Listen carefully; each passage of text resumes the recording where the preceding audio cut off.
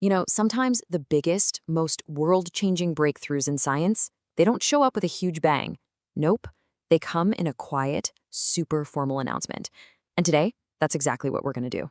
We're going to decode one of those sentences, just a single phrase that, believe it or not, unlocked a whole new era in material science. Ready? Let's dive in. Okay, here it is. For the development of metal organic frameworks. I know. On the surface, that sounds, well, incredibly dense, right? Kind of intimidating. It's totally the kind of phrase you'd see in some science journal and your eyes would just glaze over.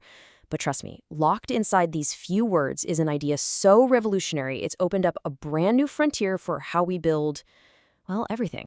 So what does this actually mean? And why should any of us care? Well, that's our mission today. We are going to take this one sentence, pull it apart piece by piece, and really get to the bottom of why it's such a massive deal. I promise, by the end of this, you're not just going to know what it means. You're going to get why it is so important. All right, so to really understand the what, we've got to start with the who. I mean, an idea this big doesn't just pop out of thin air, right?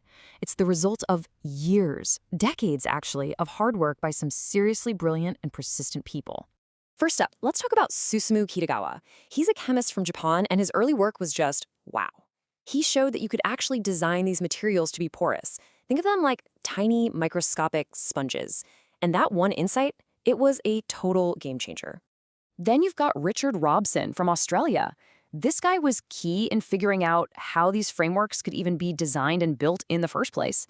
It's like he was drawing up the architectural blueprints for this whole new field before anyone had even laid a single brick. Just incredible. And rounding out our trio is Omar M. Yaghi, a Jordanian-American chemist. He's the one who took all these amazing concepts and actually made them real. He built them and showed just how incredibly stable they were, and their mind-blowing, record-breaking ability to store gases. So you put these three together and boom, they took what was just an idea on paper and turned it into a whole new world of possibilities. Okay, so we've met the brilliant minds behind this whole thing.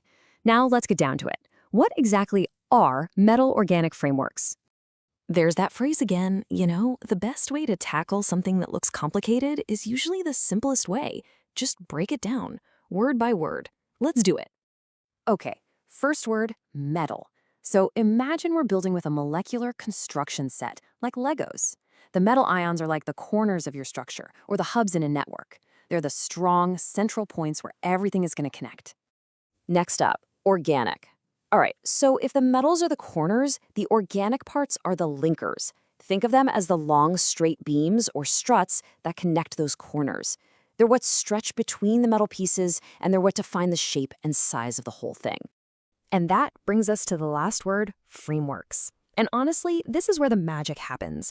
Because when you put those metal corners and those organic linkers together in just the right way, you don't get some random mess. No, you build a stable, super organized, and usually incredibly porous 3D structure.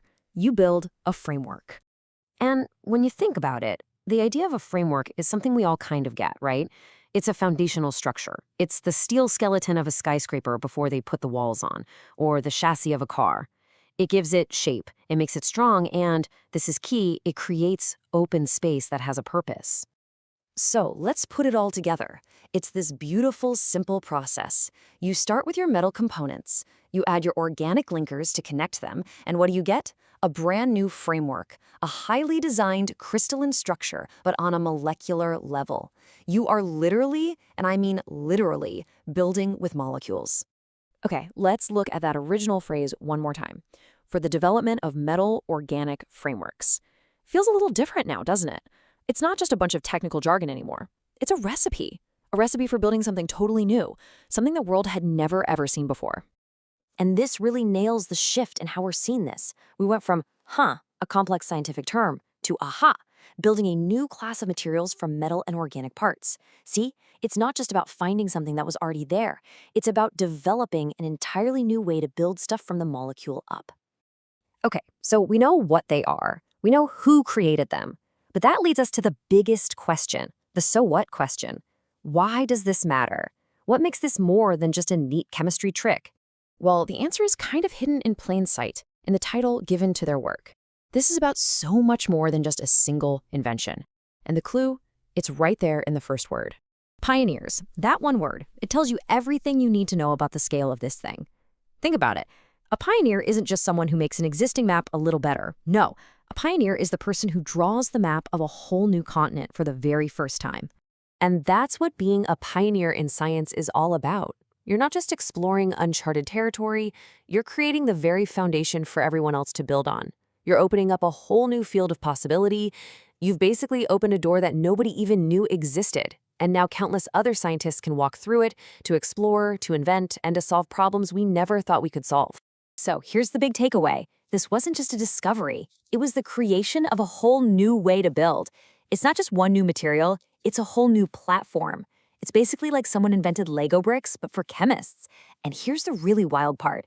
Because of how they're built, these frameworks have a totally mind-boggling amount of internal surface area. Get this, a single teaspoon of this stuff can have the same surface area as an entire football field. A teaspoon.